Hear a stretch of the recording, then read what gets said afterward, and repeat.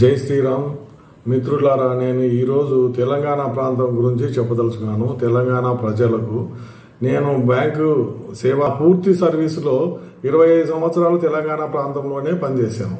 అంటే తెలంగాణ ప్రాంతం గురించి కొద్దిగా తెలుసు అనమాట. అంటే నేను వచ్చింది రాయలసీమ నుంచి. ఇక్కడ బ్యాంకులో మాత్రము తెలంగాణ ప్రాంతంలోనే ఎక్కువ పనిచేశాను. ఎక్కడ పోయినా కూడా ఇటు ప్లాస్టిక్ సంచులు మానాలని, ప్రతి ఒక్కరూ చదువుకోవాలని, పరిశుభ్రత గురించి ఇలా రకరకాలు చెప్పాను. మోర్తాడు, తొర్లికొండ, కొత్తకోట, మదనాపురము, గద్వాల నేను పనిచేసిన ప్రాంతాలు. కొత్తగూడెము, సూర్యాపేట, మెదక్కు, రామగుండంలో నేను ఫీల్డ్ ఆఫీసర్గా పనిచేశాను. తర్వాత గోదావరిఖనిలో మేనేజర్గా కూడా పనిచేశాను.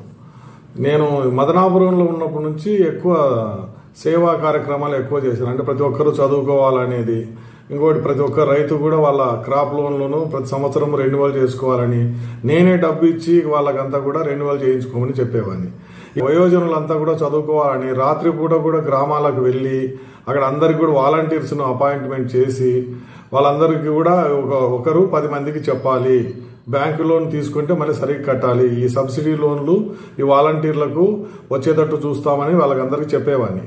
చాలా మంది కూడా వాలంటీర్స్ వచ్చి మొత్తం గ్రామాలన్నిటిలో వయోజనులకు ఈ అక్షరాభ్యాసం నేర్పించారు. నేను ఎక్కడి నుంచో వచ్చినోని మరి ఇక్కడికి సేవాభావం చేశాను కదా. ఇక్కడ ఉన్న వాళ్ళు ఏం చేశారు, రెచ్చగొట్టారనమాట. రెచ్చగొట్టి తెలంగాణ సపరేట్ రాష్ట్రం అయితే బాగుంటుంది అనుకున్నారు.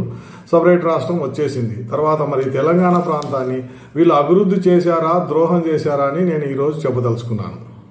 స్వతంత్రం రాకముందు తెలంగాణ ప్రాంతం వాళ్ళు ఎలా కష్టాలు పడ్డారని అంటే, ఈ రజాకార్ సినిమాను చూడాలి, లేకపోతే మా భూమి అని ఒక మా తెలుపు నలుపు చిన్న సినిమా అనమాట. అది 1980 కన్నా ముందు వచ్చింది. అంటే 40 సంవత్సరాల పైన అయిపోతుంది, 45 సంవత్సరాల వరకు.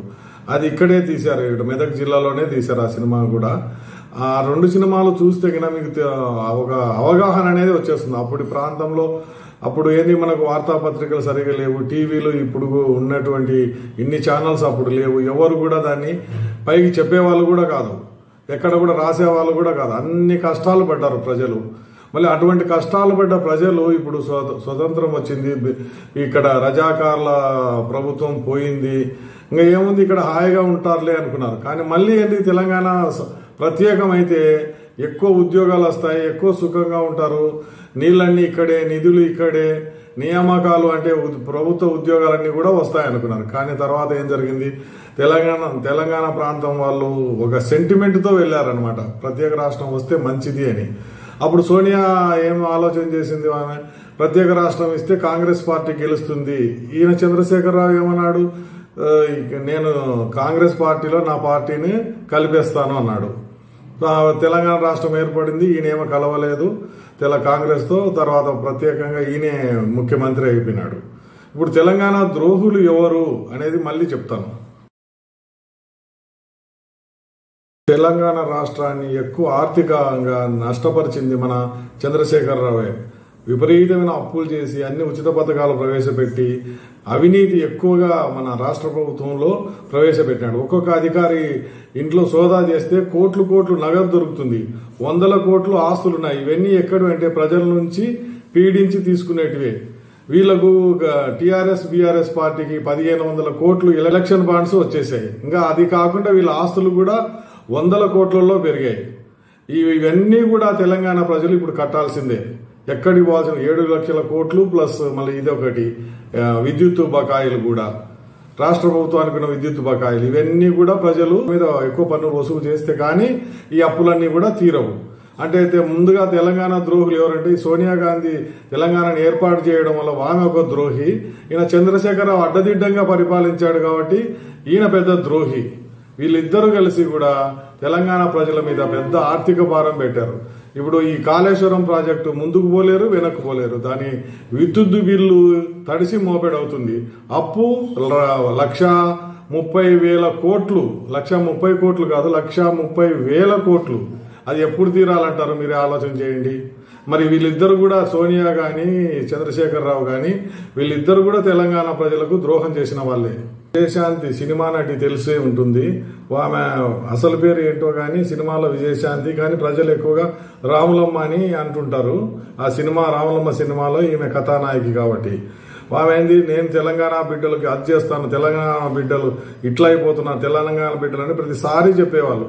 ఒకసారి నీలోఫర్ హాస్పిటల్కి పోయి డాక్టర్లంతా బెదిరించేసింది, నా తెలంగాణ బిడ్డలు చనిపోతుంటే మీరు ఏం చేస్తున్నారు అది అని చాలా కోప్పడింది అనమాట. అంటే ఆమెకు నిజంగా తెలంగాణ బిడ్డల మీద భక్తి ఉందంటే అనుకోవాలి మనం.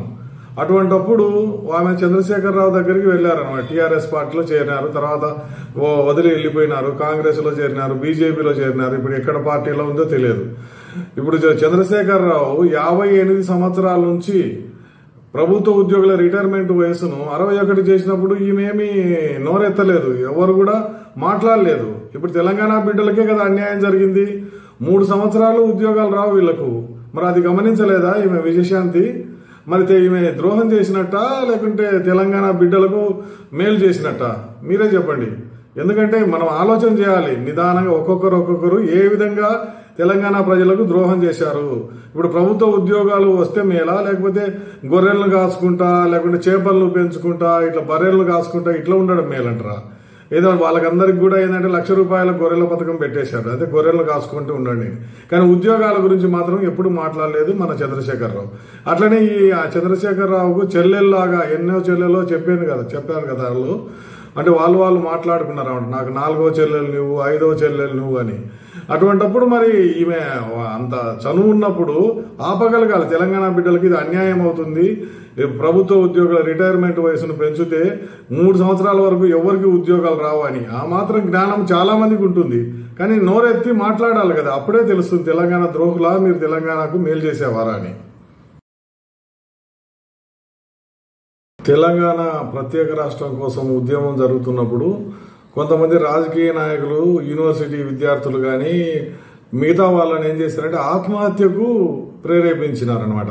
వాళ్ళు ఏదో పెట్రోల్ సీసా ఇట్లా పెట్టుకుని నేను తల మీద పోసుకుంటా పెట్రోల్, మమ్మల్ని పోలీసులు అరెస్ట్ చేస్తే అని అంటే దాంట్లో ఏమన్నారు, వీళ్ళు ఏమనుకున్నారు, ఇంకా ఆత్మహత్య చేసుకుంటే తెలంగాణ రాష్ట్రం ప్రత్యేక రాష్ట్రం అయిపోతుంది, ఇంకా అందరి జీవితాలు బంగారుమయం అయిపోతాయని అనుకున్నారు. యూనివర్సిటీ విద్యార్థుల్లో కూడా కొంతమంది ఆత్మహత్య చేసుకున్నారు, దాన్ని పెద్దగా హైలైట్ చేశారన్నమాట. దాంతో ఏమైంది, తల్లిదండ్రులకు ఎంత దుఃఖమో వీళ్ళకేం తెలియదు. వీళ్ళేమో ఆత్మహత్య చేసుకుని వెళ్ళిపోతారు, ఒక క్షణంలో చనిపోతారు. మరి మీకు శ్రీకాంతాచారి కానీ ఇంకా కొంతమంది పేర్లు నాకు తెలియదు, వాళ్ళంతా కూడా ఆత్మహత్య చేసుకున్నప్పుడు చాలా మంది ఏంటంటే ఇదేదో గొప్పగా అని దాన్ని వాళ్ళను హైలైట్ చేశారనమాట ఆ చనిపోయిన విద్యార్థుల గురించి. కానీ నిజానికి ఏంటి, తల్లిదండ్రులకు ఎంత దుఃఖం వీళ్ళు ఇస్తున్నారు అది ఆలోచన చేయలేదు. వీళ్ళ కుటుంబాన్ని, తల్లిదండ్రులను ఎవరు సాగుతారు అది కూడా ఆలోచన చేయలేదు. వీళ్ళేమో టకటక అనిపోయి ఆత్మహత్య చేసుకున్నారు. ఆ రాజకీయ నాయకులు ఎవరన్నా వాళ్ళ కుటుంబంలో ఎవరైనా ఆత్మహత్య చేసుకున్నారా? వాళ్ళంతా తర్వాత మంత్రులైన వాళ్ళ కుటుంబంలో ఎవరైనా ఆత్మహత్య చేసుకున్నారా? ఇవి మంత్రులైన వాళ్ళు మీరు ఆలోచన చేయండి, వాళ్ళ కుటుంబంలో ఎవరైనా చనిపోయినారా? లేదు. అంటే వాళ్ళ తర్వాత వాళ్ళంతా కూడా అనుభవించినారు స్వతంత్రాన్ని. అంటే పెద్ద పెద్ద పదవులు వాళ్ళు తీసుకొని విమానాల్లో ప్రయాణాలు చేసి వాళ్ళే ఉన్నారు, కానీ చనిపోయిన వాళ్ళ కుటుంబాలు చిన్నాభిన్నం అయిపోయినాయి. ఇప్పుడైనా మనం ఏదైనా కూడా ఆలోచన చేసే నిర్ణయం తీసుకోవాలి. ఇది ఆత్మహత్య చేసుకోవడం చాలా పాపం అని వాళ్ళకి చెప్పాలి.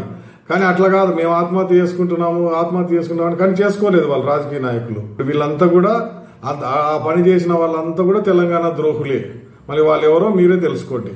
తెలంగాణ ప్రజల ద్వారా వందల వేల కోట్ల ఆస్తులు పెంచుకున్న వాళ్ళు ఎవరంటే చిరంజీవి, చంద్రబాబు నాయుడు, చంద్రశేఖరరావు ఆస్తులు చాలా పెరిగిపోయినాయి. ఆయన ఎప్పుడు పోయిన విమానంలోనే వెళ్ళేవాడు. ఇదంతా కూడా వాళ్ళు కూడా ప్రత్యేక విమానంలో ఢిల్లీకి వెళ్లడము, ఇక్కడ ఉండే ప్రజల పన్నులను తీసుకుపోయి పంజాబ్ రైతులకు ఇవ్వడము, ఇదంతా చేశాడనమాట. పోనీ ఏమైనా మంచి పనులు ఏమైనా చేశారంటే ఎన్నో బ్రిడ్జీలు మనకు అవసరం ఉంది. గోదావరి మీద బ్రిడ్జీలు అవసరం ఉంది, కృష్ణానది మీద బ్రిడ్జీలు అవసరం ఉంది, ఇట్లా ఫ్లైఓవర్లు ఎక్కువగా కట్టాల్సిన అవసరం ఉంది. కానీ ఇవన్నీ ఏం చేయకుండా ప్రజలకు ఉచిత పథకాలు ఇచ్చేశాడు. మరి ఈయన తెలంగాణ ప్రజలకు ఏం మేలు చేశాడో. చంద్రబాబు నాయుడు తన హెరిటేజ్ ఇది కానీ ఇదంతా కూడా తెలంగాణ లాభాలన్నీ కూడా తెలంగాణ ప్రజల నుంచే పొందాడు. ఆయన షేర్ వాల్యూ కూడా చాలా పెరిగిపోయింది. మరి తెలంగాణ ప్రజలకు ఆయన ఏం చేశాడో ఆయన చెప్పగలగాలి, నేను ఇది చేశాను, ముఖ్యమంత్రిగా ఉన్నప్పుడు నేను ఇది చేశాను అని. చిరంజీవి కూడా అంతే అన్నమాట. ఆయన ఏదో ప్రజారాజ్యం పార్టీ పెట్టాడు, రాజకీయ నాయకుడు. ఎక్కడైనా ఎవరైనా చనిపోతే వెళ్ళడమే కానీ మళ్ళీ ఏం చేశాడు, ఈ తన 19 మంది ఎమ్మెల్యేలను తీసుకుపోయి అమ్మేసుకొని తను ఒక మంత్రి పదవి తెచ్చుకున్నాడు అనమాట. అంటే ఏ విధమైన ప్రజా సేవ చేయలేదు. వీళ్ళంతా కూడా ప్రజాద్రోహులే. మరి ఎప్పుడు వీళ్ళు మారుతారు? ఇప్పుడు కూడా ఉన్నారు కదా, వీళ్ళంతా బతికే ఉన్నారు. ఇప్పుడైనా కూడా వాళ్ళ చివరి దశలో తెలంగాణ ప్రజలకు ఏదన్నా మేలు చేయొచ్చు, వాళ్ళ ఆస్తుల ద్వారా ఏదైనా ట్రస్ట్ పెట్టి ప్రజలకు సేవ చేయొచ్చు. కానీ మేము సేవ చేయాల్సిన అవసరం లేదు, మా ఆస్తులు ఇంకా పెంచుకుంటామని అనుకుంటున్నారు.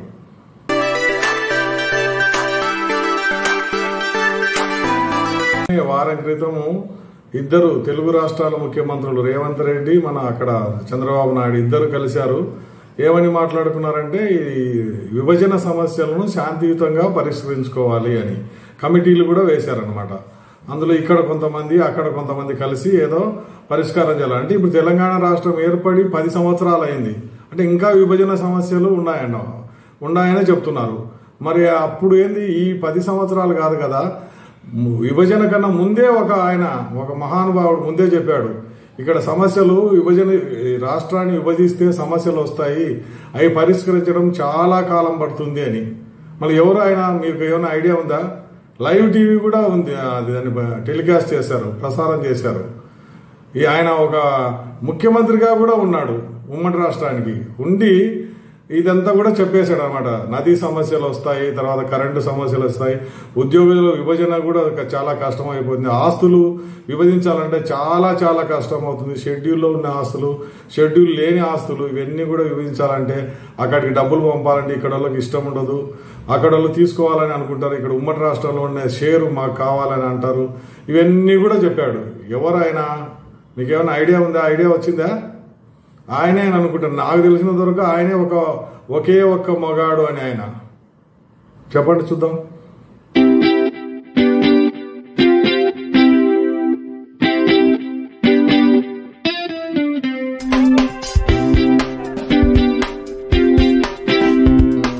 ఆయనే కిరణ్ కుమార్ రెడ్డి, అప్పుడు ఉమ్మడి రాష్ట్రానికి ముఖ్యమంత్రిగా ఉన్నారు. ఆయన కాంగ్రెస్ పార్టీలో ఉన్నారు. అంటే రోసయ్య తర్వాత ఈయన ముఖ్యమంత్రి అయినాడు. అంటే ఆయన చాలా సంవత్సరాల తర్వాత జరిగే పరిణామాలను కూడా ముందే ఊహించాడు అనమాట.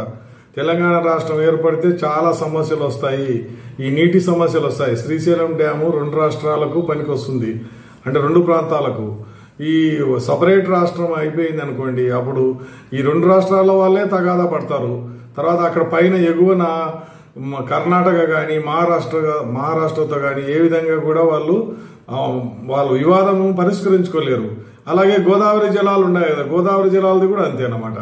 ఇక్కడ ఆంధ్రప్రదేశ్ తర్వాత తెలంగాణ వాళ్ళు పోట్లాడుతుంటే పైన ఎగువ రాష్ట్రాలు ఉన్నాయి కదా, మరి ఎగువ రాష్ట్రం మహారాష్ట్ర ఉంది, వీళ్ళిద్దరు పోట్లాడుతున్నారు కదా అని మనం పట్టించుకోరని ముందే ఊహించుకొని చెప్పేశాడు.